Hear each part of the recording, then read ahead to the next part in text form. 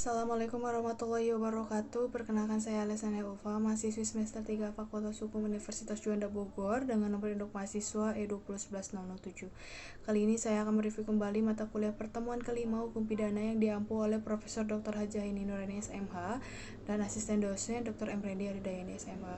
Pada pertemuan ini membahas mengenai hubungan sebab akibat atau kausalitas, yang di dalamnya ada tujuan dari ajaran sebab akibat yakni diantaranya yang pertama, untuk menentukan hubungan antar sebab akibat yang berarti menentukan ada atau tidaknya tindak pidana. Yang kedua, untuk menentukan pertanggungjawaban seseorang atas suatu akibat tertentu yang berupa suatu tindak pidana. Kemudian, ajaran kausalitas ini merupakan unsur objektif dari tindak pidana karena terdapat dari di luar diri pelaku, yaitu berupa perbuatan. Dalam rumusan delik ditentukan adanya unsur akibat dari suatu perbuatan, maka menentukan unsur perbuatan yang menimbulkan akibat itu dipergunakan ajaran sebab akibat. Kemudian yang kedua ada teori atau ajaran sebab akibat. Yang pertama ada teori conditio sine qua non atau teori syarat mutlak yang berasal dari von Bory dari Jerman. Tiap syarat adalah sebab dan semua syarat mempunyai nilai sama karena apabila satu syarat tidak ada, maka akibatnya akan lain. Kemudian syarat positif maupun negatif sama-sama sebagai penyebab timbulnya akibat, sehingga jika salah satu syarat tidak terpenuhi, maka akibat konkretnya lain pula.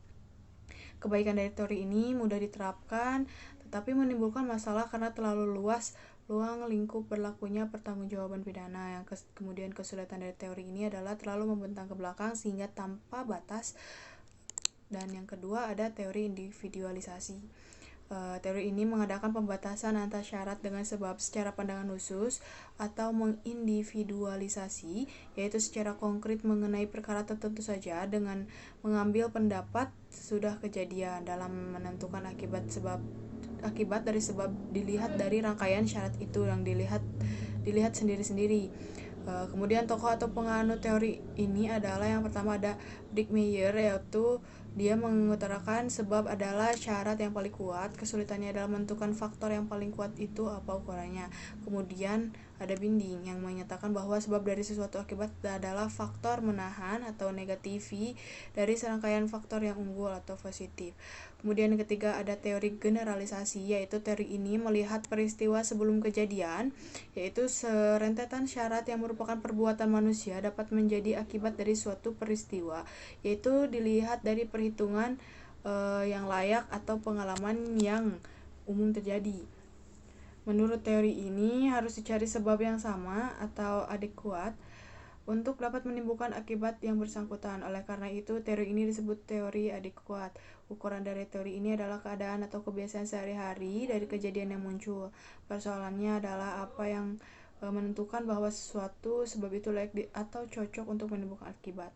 Berikut contoh dari teori conditio sine qua non, yaitu seperti orang yang tidak memasang penangkal petir di sekitar jalan yang dilalui, atau orang yang memberi ide kepada majikan tentang adanya cara untuk membuat orang mati karena misalnya disambar petir, atau tanpa tahu ada masalah antar majikan dan pembantunya. Kemudian juga dapat dianggap sebagai dari contoh tersebut, maka dapat dianggap sebagai penyebab kematian pembantu tersebut. Beberapa ahli menyatakan teori ini tidak mungkin digunakan dalam menentukan pertanggungjawaban pidana karena terlalu luas. Kemudian contoh yang kedua ada teori individualisasi, yaitu misalkan seorang anak majikan sedang bermain kucing peliharaan, kemudian kucing itu berlari ke atas pohon dan tidak bisa turun. Lalu majikannya menyuruh pembantu naik ke atas pohon untuk mengambil kucing tersebut. Tetapi pembantu tersebut menolak karena ia tahu pohon itu sangat tinggi dan di dalam atau di atas pohon itu terdapat banyak ular. Namun majikan tersebut tetap bersikeras untuk menyuruh pembantunya mengambil kucing tersebut. Dan akhirnya pembantu tersebut memanjat pohon. Setelah di atas, ternyata pembantu tersebut dipatok ular dan membuat pembantu itu terjatuh hingga meninggal. Mengenai pertanggungjawaban pidana, maka harus dilihat dari terpenuhi tidaknya unsur pidana serta unsur kesalahan dari tindak pidana yang dikenakan terhadap terdakwa.